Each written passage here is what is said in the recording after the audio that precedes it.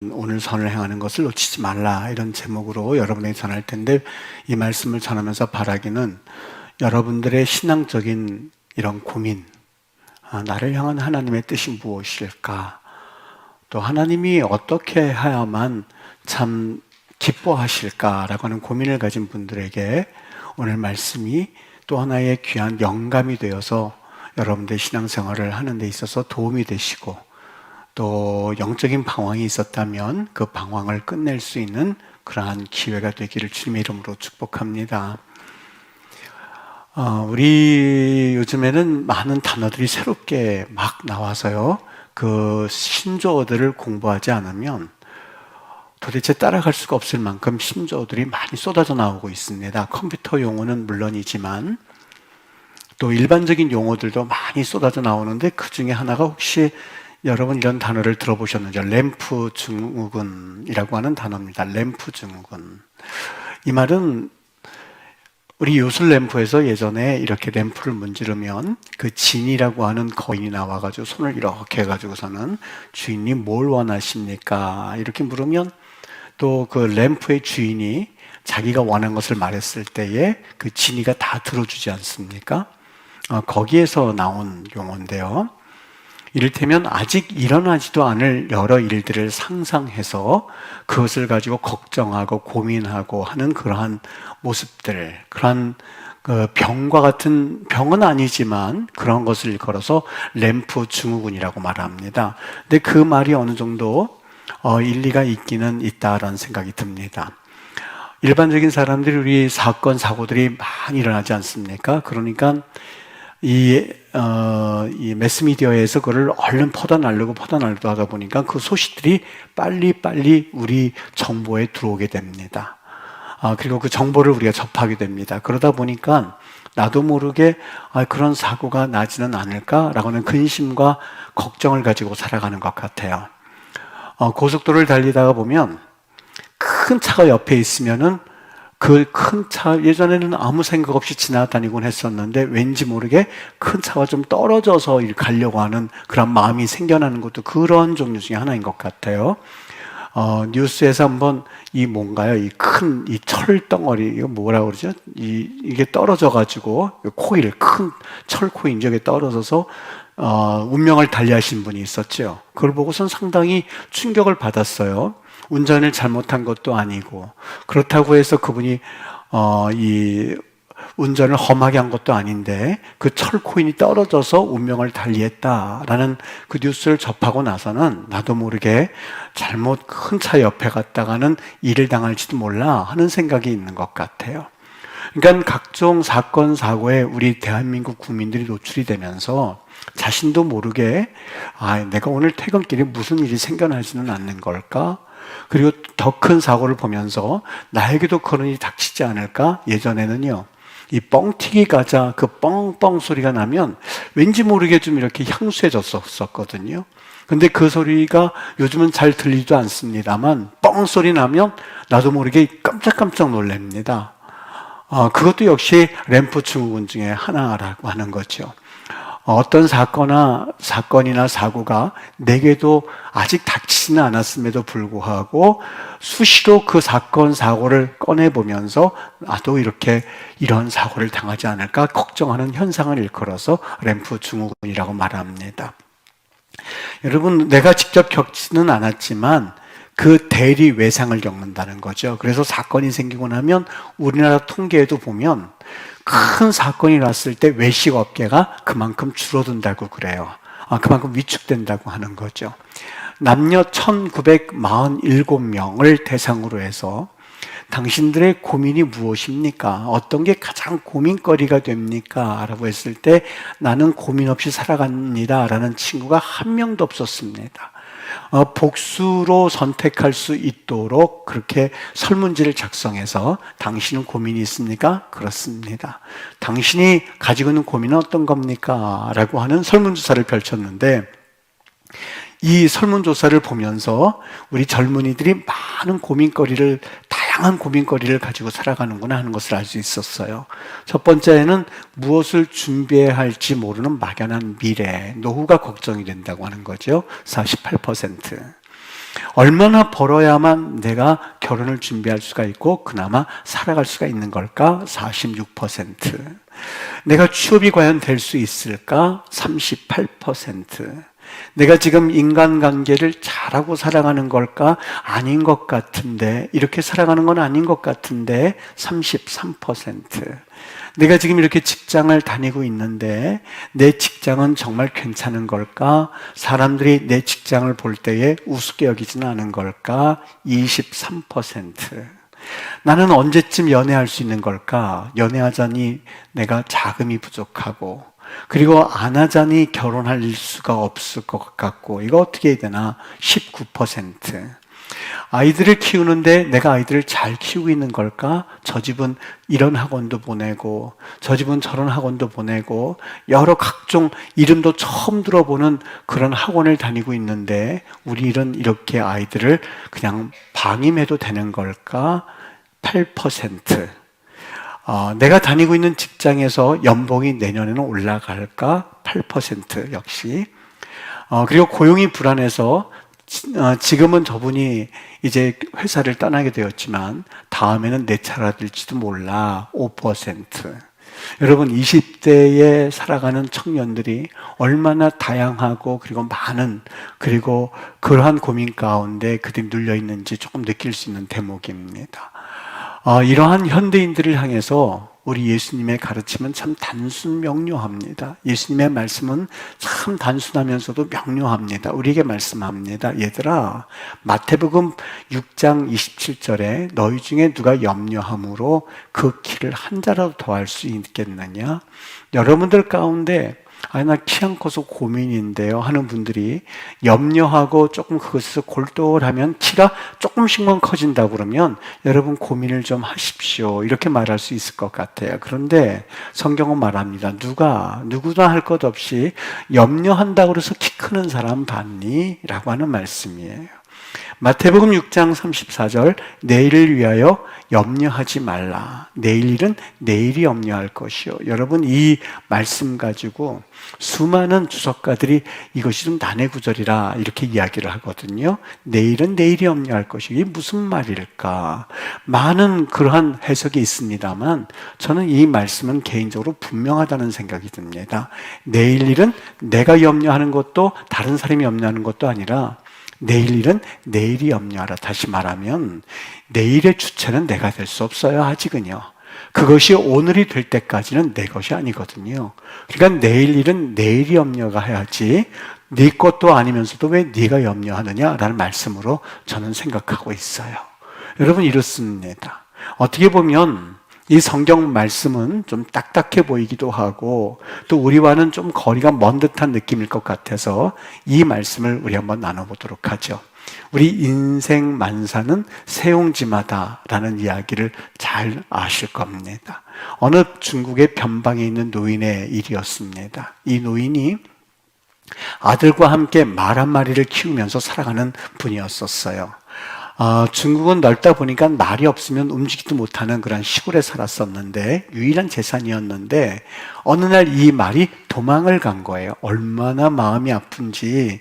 이 노인께서 아들과 함께 살아가는데 유일한 재산인 말이 도망갔으니 마음이 화가 나기도 하고 슬피기도 하고 낭망되기도 하고 아주 죽을 만큼 괴롭더랍니다.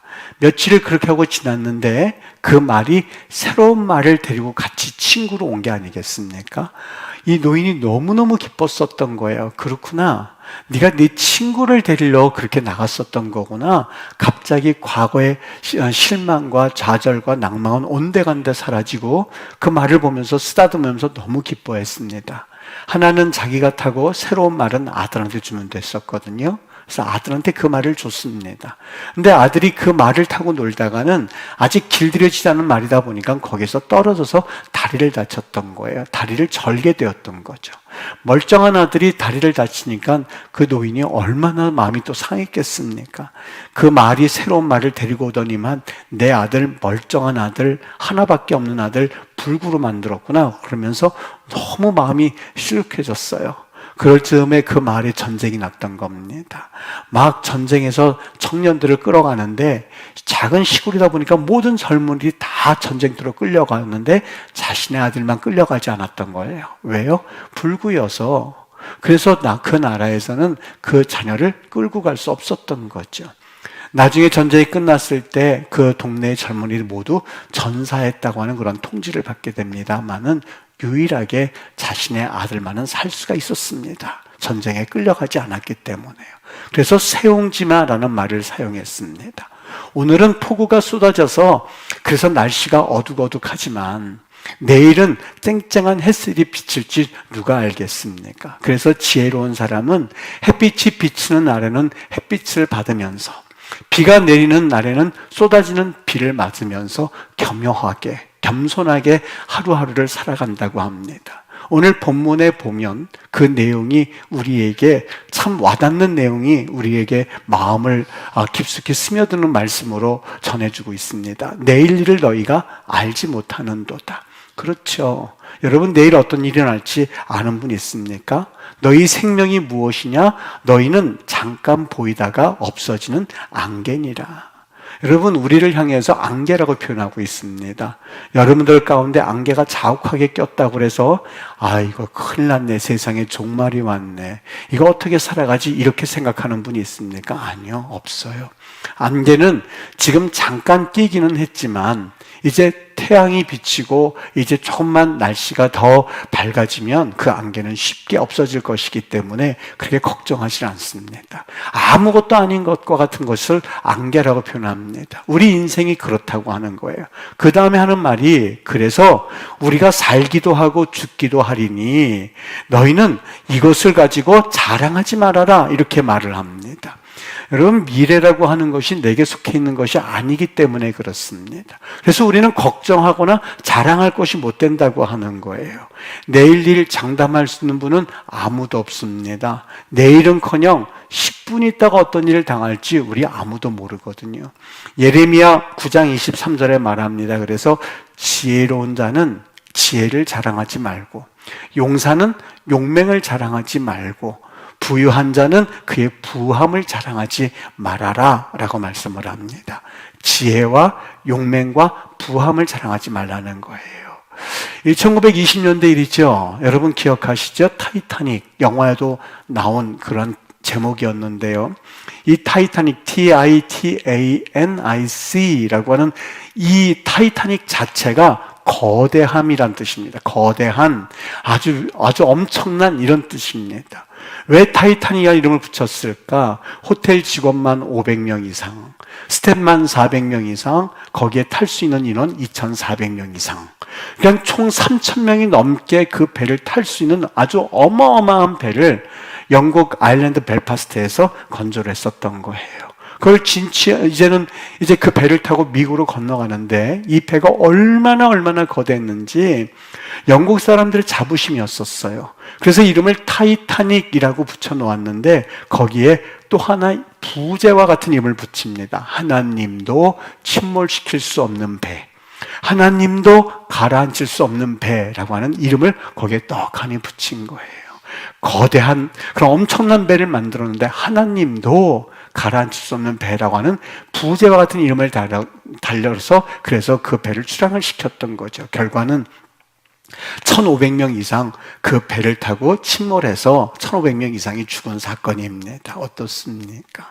여러분 성경에서 너희들의 용맹함을 자랑하지 말아라, 지혜를 자랑하지 말아라, 그리고 너희들의 부함을 자랑하지 말아라 라고 하는 예레미야 말씀이 단순히 세계에만 국한되겠습니까? 우리에게 있어서 조금이라도 자랑할 것이 있다면 그것을 아예 자랑하지 말라는 말씀이에요. 왜요? 내일 일이 어떻게 될지, 아니 10분 이후에 무슨 일이 펼쳐질지 우리는 아무도 알지 못하기 때문에 그 미래는 나의 것이 아니기 때문에 그렇습니다. 하나님께서 그 미래를 현재 내게 주시기까지는 그 미래는 내 것이 아닌 걸 가지고 자랑하지 말라는 얘기예요. 신문에도 보셨을걸요. 혼인식하고 신혼여행을 이제 하러 공항으로 떠났다가 거기서 교통사고를 만나서 신랑이 운명을 달리하고 그 신부만 간신히 살아서 병원에 누워 있었던 이야기도 아마 여러분 잘 아실 겁니다. 잠언서에서는 그래서 27장에 보면 아주 직설적으로 우리에게 자랑하지 말 것을 우리 표현해주고 있는데, 너는 내일 일을 자랑하지 말아라. 왜요? 하루 동안에, 내일도 아니에요, 하루 동안에 무슨 일이 일어날지 네가 알 수 없음이라 라고 말합니다. 여러분, 우리 신앙생활을 하는 데 있어서 아주 원론과 같은 귀한 명제들이 있는데 그 중에 하나가 바로 이 말씀입니다. 여러분, 내일 일을 나의 것이라고 생각하는 사람과 내일은 나의 것이 아니다 라고 생각하는 신앙인과는 살아가는 방법 자체가 다릅니다. 내일이 마치 내게 당연한 것처럼 주어진다고 생각하는 사람과, 아니지, 하나님께서 주셔야만 내일이 내게 있는 것이라고 생각하는 사람과는 살아가는 마음 자세가 달라요. 예수님께서 서기관과 바리새인과 레위인과 제사장에 대해서 항상 비판의 날을 세우셨어요.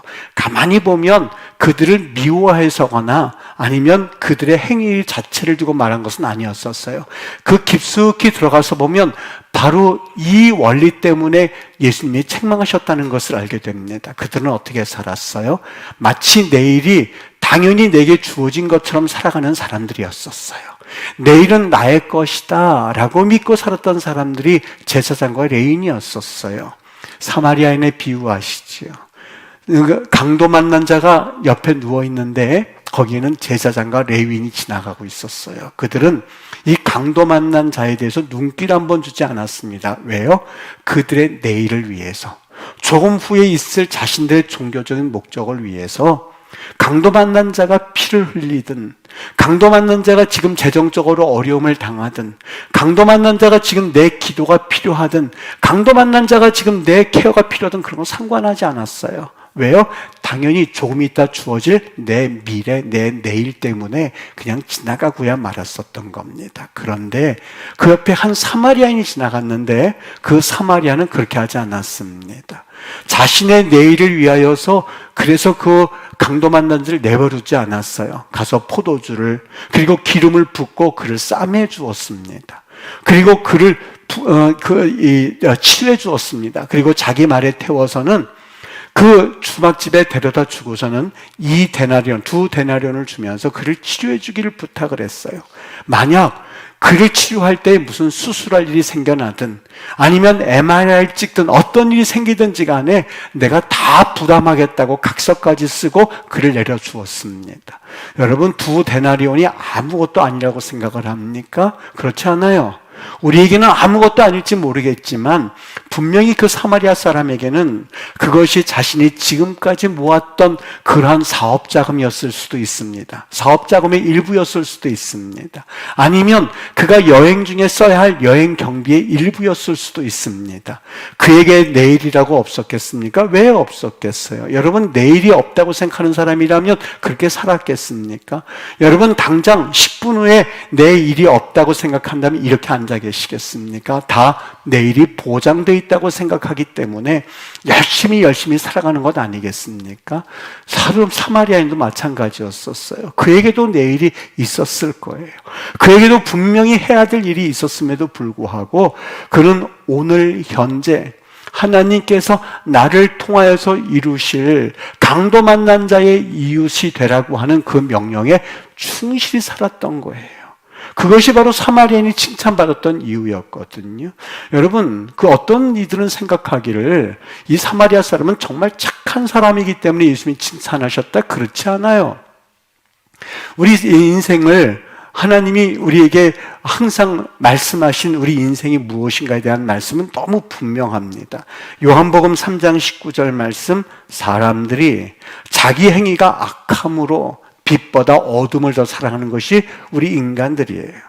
여러분, 착한 일을 하고 그리고 내가 선한 일을 하지만 물론 안 하는 것보다는 좋죠. 그러나 그 마음속에는 누군가 이를 알아주었으면 하는 그 심리가 그 안에 담겨져 있어요. 내 이 착한 일이 좀 한번 소문이 퍼졌으면 하는 그러한 음흉한 마음이 그 안에 도사리고 있어요. 물론 다 그런 것은 아니겠지요. 그런 마음 없이 순수하게 하는 분들도 있겠죠. 그러나 그분들도 역시 나름대로 내 자신을 만족하게 하는 뿌듯함 내지는 성취감 내지는 내가 이런 일을 했다라고 하는 그 마음에 훈훈함이 담겨져 있다는 것을 기억한다면 사실 우리 마음 가운데에 그런 마음 없이 착한 일을 하는 이들은 없다고 하는 것이 맞을 정도입니다. 예수님께서 과연 너희들 착한 일을 하면서 살아 라고 하는 의미로 사마리아인의 비유를 말씀하셨다고 보세요? 아니에요. 그렇지 않아요. 한쪽은 내일이 없음에도 불구하고 내일이 내 것인 양 살아갔던 사람이에요. 그리고 오늘 저 강도 만난 자가 있음에도 불구하고 내일을 위해서 오늘을 포기하면서 살았던 사람이에요. 한쪽은요, 내일이 분명히 있음에도 불구하고 그것은 내 것이 아니야. 하나님께서 주어주셔야만 내일이 있을 수가 있지. 오늘 하나님이 저 강도 만난 자를 나에게 붙여주셨으니 저 사람을 위해서 충성하고 저 사람을 위해서 내가 최선을 다하고 그렇게 살아가는 것이 맞아라고 하면서 살았던 사람이 그 사마리아인이었었거든요. 오늘 성경에 보면 너희는 무엇을 먹을까, 무엇을 마실까, 무엇을 입을까 하지 말아라 라고 말합니다. 여러분, 이것이 정말 먹고 사는 문제에만 해당된다고 보세요? 아니요. 오늘 무엇을 먹을까, 무엇을 마실까라고 하는 문제는 누구든지 가지고 있는 문제입니다. 하나님이 나를 어떤 직장으로 인도하실까? 하나님이 나를 어떤 학교로 인도하실까? 이게 골똘히 있는 사람들이에요. 하나님, 내가 정말 이제 의과대학만 가기만 하면 내가 이제 하나님 나라에서 충성할게요. 하나님, 내가 사업에 조금만 성공하기만 하면 내가 하나님의 교회를 위해서 충성할게요 라고 하면서 내일을 바라보는 사람이 무엇을 먹을까, 무엇을 마실까, 무엇을 입을까 하는 사람을 총체적으로 일컫는 말이거든요. 여러분, 그러한 모습은 왜 비신앙인지 조금 이해가 되십니까? 내일, 아직 주어지지 않은 내일 때문에 오늘 하나님이 우리에게 맡겨진 사명을 과감히 벗어버릴 줄 아는 구실로 삼는 사람들이에요. 그래서 이것을 가지고 신앙인 아닌 비신앙이라고 말하는 이유가 바로 여기에 있는 거거든요. 아직 주어지지 않은 내일을 가지고 여러분 오늘을 공수표 남발하지 말라는 이야기예요. 여러분, 아직 내가 의사가 되었어요? 아직 사업에서 내가 부흥을 일으켰습니까? 내가 어떤 큰 자리에, 높은 자리에 올라가셨습니까? 아니요, 그렇지 않아요. 그럼에도 불구하고 그 공수표를 가지고 오늘 내가 하나님 앞에 충성하지 않는 삶에 대한 마치 수표를 발행하듯이 사용하고 있는 분들이 얼마나 많은지 몰라요. 여러분, 비신앙 중에 비신앙인 말이 뭔지 아세요? 내가 로또에 당선되면 내가 그걸 가지고 이제 크게 헌신할 거야. 아니요. 아예 말씀이라도 말하지 않는 게 오히려 좋아요. 공수표예요. 내가 오늘을 막 사는 것에 대해서 또 하나의 구실 삼기 위함이거든요. 오늘 레위인과 제사장이 바로 그런 모습이에요. 단순히 지금처럼 무슨 강도 맞는 자가 어디 있냐 그러면서 성경을 그렇게 볼 것이 아니라 그 말을 조금 말씀을 확대해서 보면 그 모습이 나예요. 우리는 공수표를 너무 남발해요. 아직 무언가 주어지지 않았음에도 불구하고 오늘을 그것으로 채워나가려고 그래요. 하나님 앞에 충성하지 않는 것을 그냥 메꾸려고 그래요. 그것을 말씀하고 있었던 거거든요. 오늘 하나님의 뜻이 무엇일까라고 생각하는 것에 대해서 여러분 너무 여러분의 시간을 소비하지 마십시오. 하나님이 내일 나에게 어떤 것을 원하실까 하는 것을 고민하면서 오늘 보내지 말라는 말이에요. 무엇을 말씀할까? 내일은 내일 염려할 것이고 오늘 나에게 주어진 하나님 앞에서 그 일들을 충실히 성실히 살아가는 것이 하나님의 뜻이에요. 이것을 향한 하나님의 뜻은 다른 데 있지 않아요. 목사님, 내가 그래도 이 직장을 취하는 게 하나님의 뜻일까요? 이 직장을 취하는 게 하나님의 뜻일까요? 내가 어떤 길을 걸어가는 것이 하나님의 뜻일까요? 물으면 저는 예언자는 아니지만 분명해요. 그렇게 살아가는 사람 쳐놓고 내일을 올바르게 살아가는 사람 없어가 정답이에요. 무엇이 정답일까? 사람들은 생각해요. 이제 내가 진짜 삶을 살게 되면 조금 더 하나님 앞에서 충성되게 살 수 있지 않을까? 진짜 삶이라고 하는 거는 내가 이제 결혼만 하면 하나님 앞에 충성할게요. 이 아이들만 이제 잘 낳아놓으면 얘네들 젖먹이만 끝내고 나면 충성할게요. 아이만 학교 가면 그리고 내가 이제는 학교 보내놓고 충성할게요. 아이 장가만 대학 입시만 끝내놓으면 충성할게요. 나 대학만 들어가 놓고 충성할게요. 아이들 결혼만 시키면 아이들 손주만 잘 돌봐주고 나면 아이들이 이제 학교 갈 때가 되어 사다 보면 이제는 하나님 앞으로 이젠 계산해야 될 날이 점점 다가오는 거예요. 여러분, 지금이 아니라 늘 미래만 존재하는 사람들의 특징이거든요. 그것을 가지고 하나님의 뜻이 뭘까라고 생각하면서 동쪽으로 가는 길이 맞을까? 서쪽으로 가는 길이 맞을까? 남쪽으로 가는 길이 맞을까? 북쪽으로 가는 길이 맞을까 하면서 그냥 강도 만난 자 옆을 지나가는 사람이에요. 그러지 마세요. 오늘 당신을 향한 하나님의 뜻은 눈에 보이는, 그리고 강도 만나서 피를 흘리는 저 사람이 눈에 들어왔다면 그게 하나님의 뜻이거든요. 내일은 내일이 없노하는 거예요. 그래서 오늘 우리에게 하신 말씀이 무엇을 먹을까? 그 다음에 주시는 말씀이 뭐예요? 너희는 먼저 그의 나라와 그의 의를 구하라. 그것이 해답이에요. 무엇을 먹을까? 무엇을 마실까? 어떤 직장을 가질까? 내일을 바라보면서 오늘을 포기하지 말고, 오늘은 막 살아가지 말고, 오늘을 낭비하지 말고, 너희는 있는 자리에서 지금 너희를 향한 하나님의 뜻은 바로 그의 나라와 그의 의를 구하는 것, 이것이 하나님의 뜻이란다 라고 하는 것을 주님이 말씀하고 싶었던 거예요. 그래서 누가복음 16절은 말합니다. 지극히 작은 것에 충성된 자는, 여기 작은 것은 아주 눈에 보이지 않는 소규모의 일을 말하는 게 아니에요. 작은 것, 즉 오늘일을 말해요. 오늘에 충성된 자는 큰 것에도 충성하고, 여기 큰 것은 뭔지 이제 느껴지시겠죠? 바로 내일을 말해요. 오늘을 충성되이 산 사람은 내일이 왔을 때 그것도 하나님의 뜻인 줄 알고 또 충성되이 살고, 그 다음날이 왔을 때도 또 충성되이 살고, 큰 것을 충성하고 지극히 작은 것에 불의한 자는 내일 하나님 앞에 헌신하지 못할 사람이, 오늘 헌신하지 못한 사람이 어떻게 내일 되면 헌신하겠다는 겁니까? 그건 어불성설이죠. 여러분, 하나님 앞에 헌금에 훈련되지 않은 이들이 갑자기 로또에 당선된다고 그래서 그걸 가지고 헌금하겠다고요? 말도 안 되는 얘기지요. 그것은 내가 하나님 앞에 헌신되이 살지 못하는 구실에 불과하거든요. 여러분, 어떤 상황이 닥쳤을 때에 두 가지 종류의 사람이 있어요.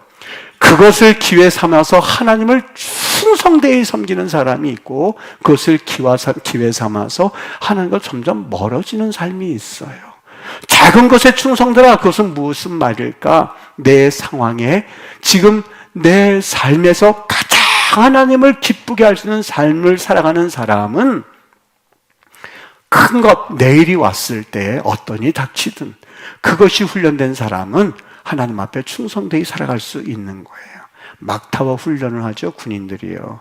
10m 높이에서 항상 떨어지는 훈련을 합니다. 키까지 하면 11m인데 인간이 공포를 느낄 수 있는 최고의 그 한계점이 11m라고 그래요. 그 막타워에서 자꾸 뛰어내려 봐야만 정말 항공기를 타서 그 안에서 뛰어내릴 수 있는 것이지요. 내가 여기에서는 그냥 오늘은 다칠까봐 몸을 사리고 있다가 항공기에서는 정말 뛰어내려야지 하면 정말 항공기를 탔을 때 뛰어내릴 수 있을까? 어불성설이죠. 계속해서 말을 이어갑니다. 너희가 만일 불의한 재물에도 충성하지 아니하면, 오늘이라고 하는 너희에게 주어진 것에 충성하지 아니하면 누가 참된 것으로 너희에게 맡기겠느냐라고 성경은 우리에게 되묻고 있습니다. 여러분, 오늘 말씀 가운데 우리의 삶의 방황이 좀 끝났으면 좋겠습니다. 매일같이 하나님의 뜻은 뭘까? 이렇게 헌신하는 것이 하나님의 뜻일까? 저렇게 헌신하는 것이 하나님의 뜻일까라고 하면서 오늘을 소비하거나 오늘을 허비하지 마십시오. 하나님이 기뻐하시지 않아요. 아직 내일은 주어지지 않았어요. 내일의 재물도 주어지지 않았고, 내일의 시간도 주어지지 않았고, 내일이라고 하는 시간도 아직 나에게 다가오지 않았어요. 그건 내일이 결정할 일이에요. 오늘 내가 뭘 해야 되겠어요? 오늘 우리 하나님이 기뻐하시는 그의 나라와 그의 의가 무엇일까 하고 눈에 들어온 것이 있었습니까? 그것이 강도 만난 자가 되었든, 위로받아야 할, 그리고 지금 도움이 필요한 내 구역이든, 그리고 지금 당장 기도를 해줄 분들, 내가 다음에 기도해 줄게. 아니요, 여러분, 공수편 안 바라는, 그러지 말아요. 다음 일은 없어요. 그냥 그 자리에서 손 잡고 기도해요. 공수편 안 받아주고 그 기도가 쌓이면은요, 그 영적으로 얼마나 큰 부담이 되는지 몰라요.